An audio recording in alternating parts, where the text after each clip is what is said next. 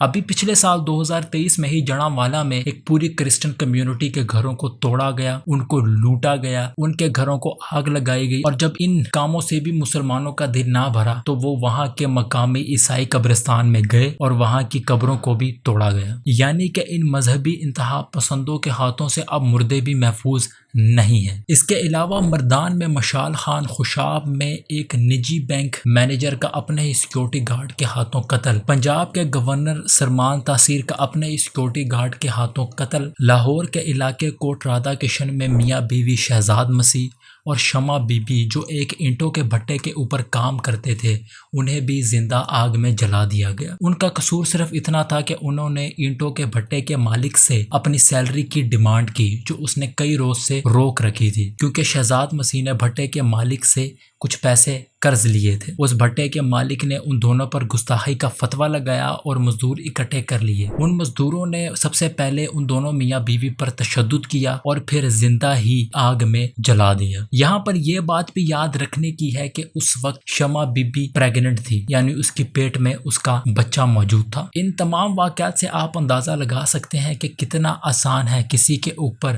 گستاخی کا فتویٰ لگا کر اپنا مقصد حاصل کر لینا۔